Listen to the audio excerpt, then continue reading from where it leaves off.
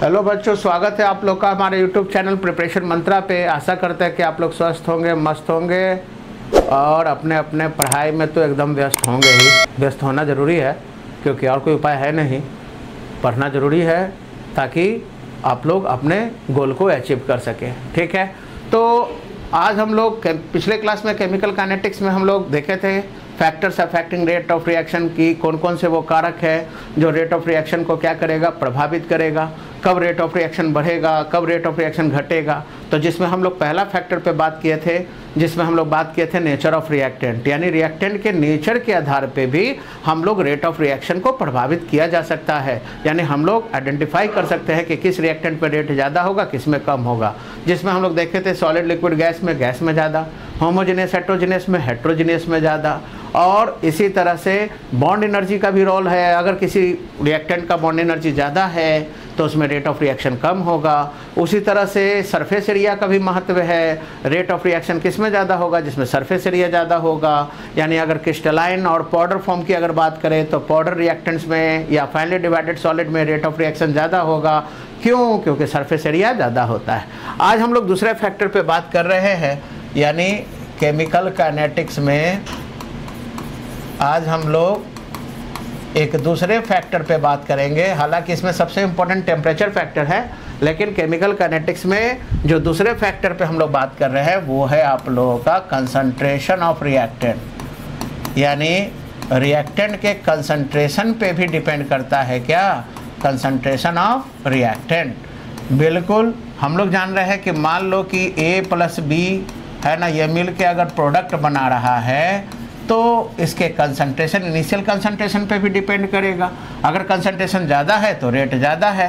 तो अगर हम लोग यहाँ पे लॉ ऑफ मास एक्शन को हम लोग अप्लाई करेंगे तो applying law of mass action, अगर इसमें लॉ ऑफ मास एक्शन को अगर अप्लाई करें तो यहाँ पे हम लोग क्या देख रहे हैं, यहाँ पे हम लोग देख रहे हैं कि रेट ऑफ रिएक्शन जो होगा है ना वो किसके डायरेक्टली प्रोपोर्शनल होगा, है ना। अगर एक से ज़्यादा रिएक्टेंट है तो उन रिएक्टेंट के एक्टिव मास या मोलरिटी या कंसंट्रेशन के प्रोडक्ट के डायरेक्टली प्रोपोर्शनल होगा। यानी रिएक्टेंट का कंसंट्रेशन अगर बढ़ेगा तो रेट ऑफ रिएक्शन ज़्यादा होगा। यानी ज़्यादा अगर कंसंट्रेशन से शुरू करेंगे तो रेट ज़्यादा होगा, कम कंसंट्रेशन से शुरू करेंगे तो रेट कम होगा। यानी यहाँ पे हम लोग देखें कि -dx/dt है ना, प्रोपोर्शन के साथ हटाएंगे तो एक कांस्टेंट डालेंगे जिसको रेट कांस्टेंट या वेलोसिटी कांस्टेंट कहते हैं। तो इस तरह से रिप्रेजेंट कर सकते हैं। यानी हम लोग कह सकते हैं कि रेट ऑफ रिएक्शन जो है वो किसके, वो कंसंट्रेशन ऑफ रिएक्टेंट के डायरेक्टली प्रोपोर्शनल होगा। यानी जितना ज़्यादा रिएक्टेंट का कंसंट्रेशन लेंगे रेट ऑफ रिएक्शन उतना ही क्या होगा, ज़्यादा होगा, है ना। जैसे कोई रिएक्शन जो है अगर A से प्रोडक्ट बन रहा है तो अगर मान लो कि इसका कंसंट्रेशन मान लो कि टाइम 0 है तो इस केस में अगर मान लो कि इसका कंसंट्रेशन हम 0.1 m से शुरू किए और इसी रिएक्टेंट का सेकंड केस में अगर A से प्रोडक्ट बन रहा है और इसका हम लोग 0.5 m से शुरू किए तो निश्चित रूप से आप लोग क्या देख रहे हो, है ना, इनिशियल कंसंट्रेशन है तो निश्चित रूप से हम लोग देख रहे हो कि इसमें रिएक्टेंट का कंसंट्रेशन कम लेके शुरू किए, इसमें ज़्यादा, तो रेट किस में ज़्यादा होगा, रेट उसमें ज़्यादा होगा। अगर सारा कंडीशन सेम है तो रेट उसमें ज़्यादा होगा जिसमें रिएक्टेंट का कंसंट्रेशन ज़्यादा होगा, यानी B में ज़्यादा होगा। यानी इनिशियल रेट B में ज़्यादा होगा विथ रिस्पेक्ट टू A के। ठीक है, यानी हम लोग कह सकते हैं कि धीरे धीरे, और ये भी पता है कि समय के साथ साथ क्या होता है, अगर कंसंट्रेशन और टाइम ग्राफ आप लोग देखें तो कंसंट्रेशन और टाइम ग्राफ देखें तो हम लोग देख रहे हैं कि रिएक्टेंट का कंसंट्रेशन समय के साथ साथ क्या होता है, घटता है। तो जाहिर बात है कि रेट ऑफ रिएक्शन भी समय के साथ साथ क्या होगा, कम होता जाएगा। यानी जैसे जैसे टाइम बढ़ेगा रिएक्टेंट का कंसंट्रेशन जो है वो धीरे धीरे कम होगा। कंसंट्रेशन कम होगा तो समय के साथ साथ आप लोग का रेट भी क्या होगा, कम होगा, है ना। यानी आप लोग का इस तरह से हमारा टाइम के साथ साथ कंसंट्रेशन जो है वो घटता चला जाएगा, ये ध्यान में रखना है। ठीक है, रिवर्सिबल के केस में आप लोग देखे थे कि रिवर्सिबल के केस में हम लोग यानी रेट ऑफ रिएक्शन पूरी तरह से कंसंट्रेशन पर डिपेंड करता है। अगर कंसंट्रेशन ज़्यादा होगा तो रेट ज़्यादा होगा, है ना। अगर कंसंट्रेशन और टाइम, अगर रेट वर्सेस अगर कंसंट्रेशन का अगर ग्राफ बनाए तो हम लोग जान रहे हैं कि कंसंट्रेशन अगर 0 तो रेट 0, और जैसे जैसे कंसंट्रेशन बढ़ेगा रेट भी क्या होगा आप लोग का, बढ़ेगा। ठीक है, तो इस तरह से हम लोग ऑब्टेन करेंगे। यानी रेट और कंसंट्रेशन का ग्राफ इस तरह से स्ट्रेट लाइन आएगा बच्चों। ठीक है,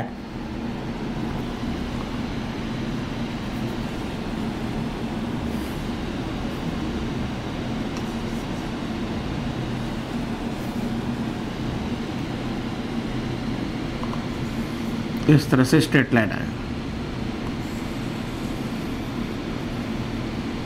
ये ध्यान रखिएगा, ठीक है। चलिए, तो यहाँ पे हम लोग बात कर लिए रिवर्सल केस में। आप लोग को पता है कि अगर रिवर्सल रिएक्शन है, जैसे A प्लस B मिल के क्या बन रहा है C प्लस D, तो ऐसे केस में आप लोग को पता है कि फॉरवर्ड का रेट, तो फॉरवर्ड का रेट, फॉरवर्ड के लिए ये पता है ना, ये फॉरवर्ड डायरेक्शन हो गया, और ये क्या हो गया प्यारे बच्चों, बैकवर्ड डायरेक्शन हो गया। तो फॉरवर्ड के लिए ये रिएक्टेंट हो गया और बैकवर्ड के लिए ये रिएक्टेंट हो गया। तो फॉरवर्ड का रेट किस पर डिपेंड करेगा, है ना, रिएक्टेंट के कंसंट्रेशन। तो फॉरवर्ड का रिएक्टेंट कौन है, A और B। और बैकवर्ड के केस में, यानी फॉरवर्ड को अगर तोड़ेंगे तो प्रोपोर्शनल के साथ हटाएंगे तो कांस्टेंट डालेंगे, यानी A इंटू B हो जाएगा आप लोग का। इसको हम लोग रेट और velocity constant of forward reaction कहेंगे। और बैकवर्ड के लिए कौन हो गया, तो बैकवर्ड के लिए आप लोग का यहाँ पे C प्लस D कर दे रहे हैं। बैकवर्ड के लिए क्या हो जाएगा, तो बैकवर्ड का रेट C और D के कंसंट्रेशन पे डिपेंड करेगा, इसके प्रोडक्ट के कंसंट्रेशन के डायरेक्टली प्रोपोर्शनल होगा। यानी प्रोपोर्शनल का साइन तोड़ेंगे तो ये क्या हो जाएगा, यहाँ KB लिख रहे हैं, यानी रेट या velocity constant of backward reaction, इसके बराबर होगा। और आप लोग को पता है कि इक्विलिब्रियम स्टेज पे क्या होता है, इक्विलिब्रियम स्टेज पे, है ना, फॉरवर्ड रेट और बैकवर्ड का रेट, दोनों का रेट क्या हो जाता है, बराबर हो जाता है, ठीक है। और फॉरवर्ड और बैकवर्ड का रेट जब बराबर होगा तो वैसे केस में हम लोग क्या करेंगे, यानी ऐसे केस में हमारा KF जो होगा into concentration of A into B, और इधर KB जो होगा into concentration of C into D, यानी हम लोग कह सकते हैं कि KF बाई KB ये किसके बराबर होगा, ये बराबर होगा concentration of C into D अब बाई C इंटू D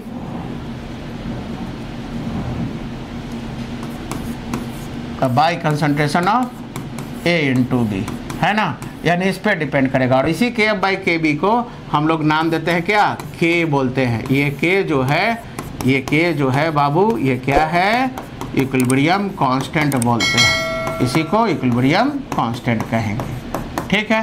तो आप लोग देख लिए कि किस तरह से रिएक्टेंट का कंसंट्रेशन प्रभावित करता है रेट ऑफ रिएक्शन को, यानी रिएक्टेंट का कंसंट्रेशन अगर ज़्यादा होगा इनिशियल कंसंट्रेशन तो इनिशियल रेट भी ज़्यादा होगा, और जैसे जैसे समय के साथ साथ कंसंट्रेशन घटेगा रेट ऑफ रिएक्शन भी आप लोग का धीरे धीरे क्या होता जाएगा, कम होता जाएगा।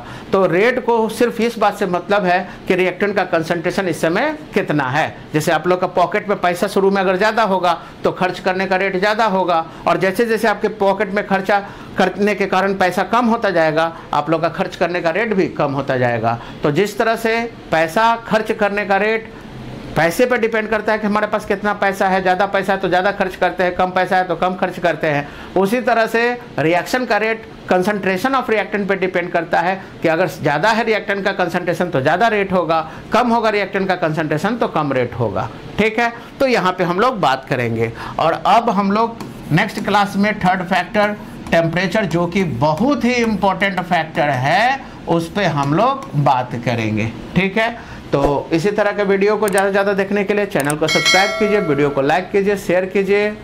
थैंक यू, और बने रहिए हमारे साथ प्रिपरेशन मंत्रा के साथ, और अपने हर सवालों का जवाब हमसे प्राप्त करें। Thank you.